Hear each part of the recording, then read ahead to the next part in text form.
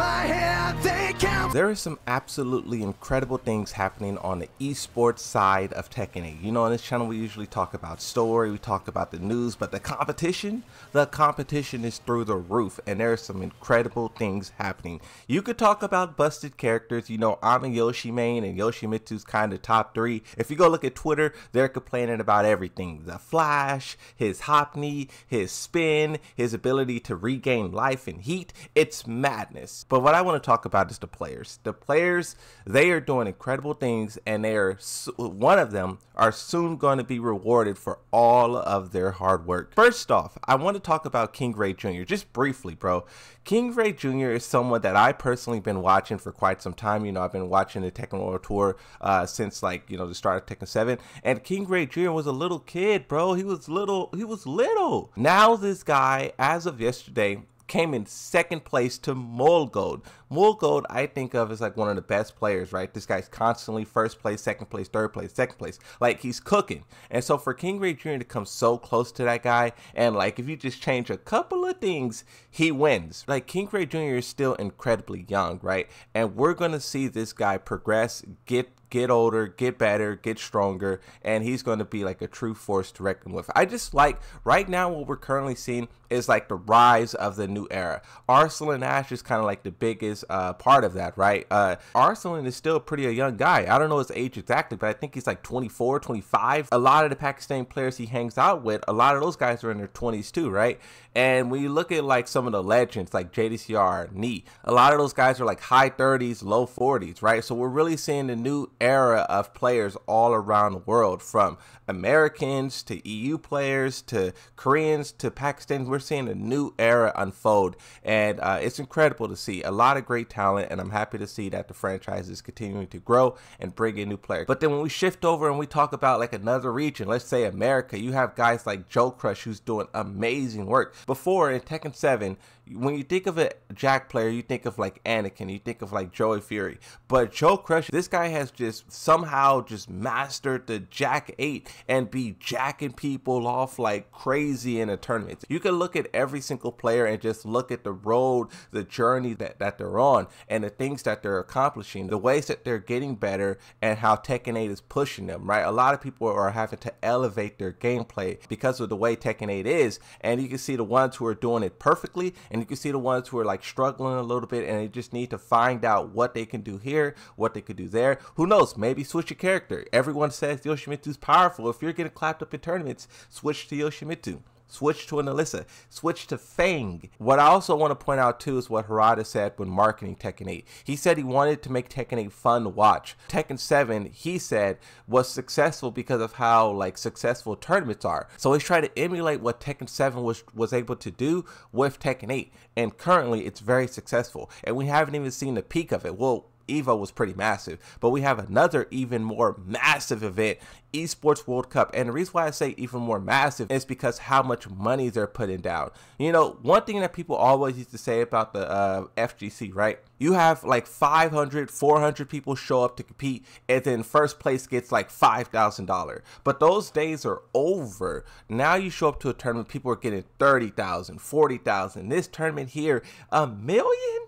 Yes, Esports World Cup is doing great things for not just Tekken, but for many different games. I have the website open here, and when you look at the games and tournaments here, you can see that, you know, they have like Modern Warfare, Rocket League. Pay attention to the price pool. 1.8, 1 million, 500,000, 2 million. Where's Tekken 8 at? Tekken 8 is 1 million. So they're giving away a lot of money at this event, and whoever wins it is going to be eaten, bro. That's incredible. Some of these tournaments are already over and the champions have been crowned. And when you look at which team, like which organization is currently leading, you have Team Falcons. Someone comment down below what Tekken professionals also are part of Team Falcon, because I know someone is. I don't want to say Arslan, but maybe it's another Pakistani player. But as it stands here, you can see Team Falcons is first place with 4,435 points secured. 2 first place medals, 2 silver medals, and 3 bronze medals. All of that winning Team Falcons has been doing so far totals up to $7 million. Saudi Arabia has a lot of like oil money, but eventually it will dry up, and before it does, what they're trying to do is diversify their portfolio. A lot of people play video games, and if you put some serious money behind it, you will instantly build an audience, and along the journey you'll make a lot of people happy. For Tekken 8 specifically, the event takes place in 2 days, 18 hours, and 15 minutes. By the time you see this video, the time will be far less. The Esports World Cup last chance qualifiers for Tekken 8 has just concluded, and these 4 players were able to make it in. You have Usama. This person is a part of the Team Ashes. Arslan Ash created his own team to try and elevate other players from his region. Look no further than Atif. Atif was once a part of the team, but then once he made his name, once he won tournaments, he paved the way for himself. Arslan let him go. I think Atif is a part of Falcons, so Arslan let Atif go so Falcons can pick him up. I really love that about Arslan. He's doing everything in his power to elevate his scene and his players, and he's literally created a team to try and allow people and help people to move around, go to events, and he's giving people their opportunity. Now, when we look at the Esports World Cup and all of the players who made it in, the tournament is incredibly stacked, and this is, in my opinion, this is like the most stacked tournament for Tekken 8 ever, so far, ever.